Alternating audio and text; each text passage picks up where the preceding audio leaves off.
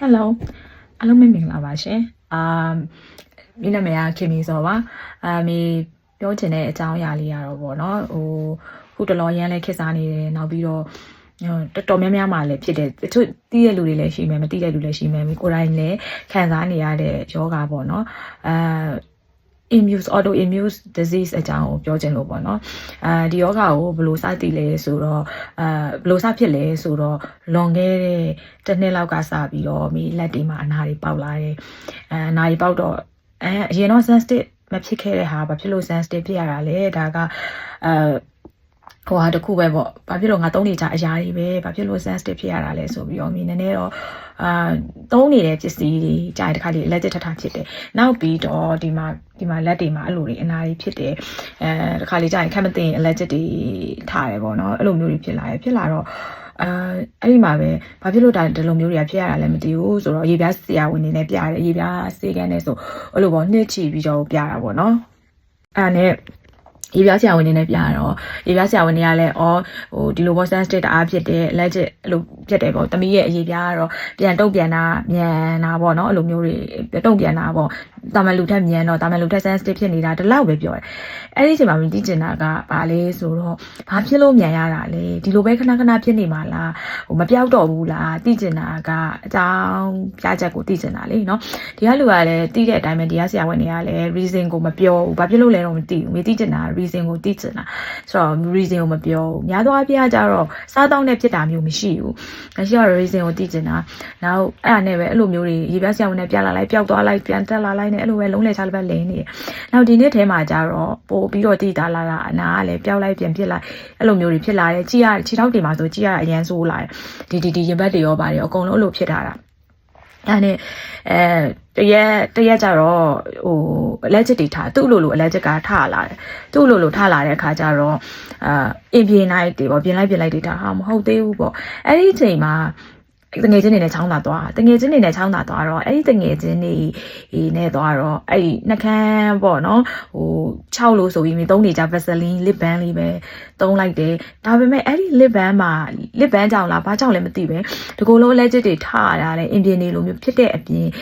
်နှကန်းတွေပါဖူးရောင်ပြီးတော့အဲ့လိုတွေဖြစ်ပြီးခေါင်းတွေကိုက်တဲ့အထိအဲ့လို allergic ကဆိုးလာတော့ဟာမဟုတ်သေးဘူးပြီးတော့နောက်အဲ့ကြားထဲမှာမှအဲ့လိုမဖြစ်ခင်မှာရေကူးကန်ထဲကိုရေကူးလိုက်တဲ့အခါကျတော့မီးရဲ့တကိုယ်လုံးခြေထောက်တွေရောလက်တွေရောအကုန်လုံးမှာအင်ပြင်းလို့အကွက်တွေအများကြီ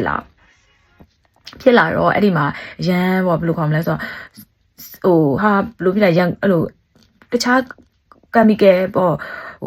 လိုရှင်းတွေဘာတွေလဲသုံးတယ်ကွာလိုရှင်းတွေဘာတွေလဲသုံးတယ်သုံးနေတာဟာတွေသုံးတဲ့ဟာကိုထပ်ဖြစ်တာသုံးတာကလည်းနှစ်နဲ့ချီနေပြီသုံးတဲ့ဟာကိုသုံးနေဖြစ်တော့အဲ့ဒီမှာနေမယ်တော်တော်လေးဟာစိတ်ဓာတ်ကတော်တော်ကြာလေးပိုဆိုးလာလေးပါလားဆိုပြီးတော့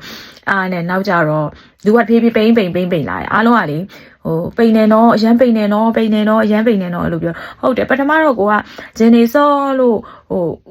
ပိန်သွားတယ်လို့ထင်တာဒါပေမဲ့ဂျင်နေစောလို့ပိန်သွားတာလည်းမဟုတ်ဘူးတော်တော်ဖြည်းဖြည်းနဲ့တော်တော်ကြီးပိန်ပြီးတော့ဒီမေးရိုးတွေဒီလိုတွေကျလာတဲ့ခါကျတော့အဲ့ဒီမှာနေမယ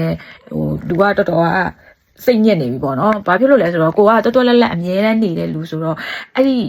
ဘယ်လိုပြောကောင်းလဲဆိုတော့နေမကောင်းဖြစ်တာเนาะစိတ်သွားရင်ကိုမပါနိုင်တဲ့ဟာတွေကိုတော်တော်ကြီးကိုအဆင်မပြေနေဘူးတရက်ကျတော့အဲ့မှာလေကောင်းမွန်လည်းမအိပ်ဘူးမအိပ်တော့မစားဘူးကိုထင်တာအဲ့လိုပေါ့နော်မအိပ်တော့မစားအဲ့တော့ကလည်းအစားတောက်တွေကတော်တော်နေလာမစားချင်ဘူးသုံးမှတ်မှာတနက်စားဖို့အတွက်ကိုတော်တော်ကိုစဉ်းစားရတဲ့အချိန်ကြီးဖြစ်လာပြီမစားဘူးပေါ့ကိုမစားလို့တော့ဝိတ်ကြမှန်းတော့သိတယ်ဒါပေမဲ့ဘာကြောင့်မှန်းတော့မသိဘူးအလိုနေဝိတ်တွေကြာနေ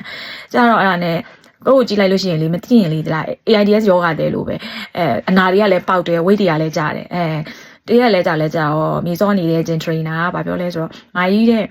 thyroid စစ်ကြည့်ပါလားတဲ့သူလည်း thyroid ဖြစ်တာပေါ့နော်မာကြီး thyroid စစ်ကြည့်ဆိုတော့အေးဟုတ်တယ်စစ်ကြည့်ရမယ်နဲ့သူလည်းကောင်းလည်းမအိပ်ဘူးဘာဖြစ်လဲညဖြစ်တယ်အဲ့နဲ့ thyroid စစ်ကော SMM မှာပဲကိုစစ်လိုက်တာ thyroid စစ်မယ်ဆိုပြီး thyroid စစ်ပါအဲ့ချိန်မှာသူတို့ကစာရေးနေတဲ့အချိန်ဘာလေးတွေစစ်ဆိုပြီးတော့စာရေးနေတဲ့အချိန်မှာ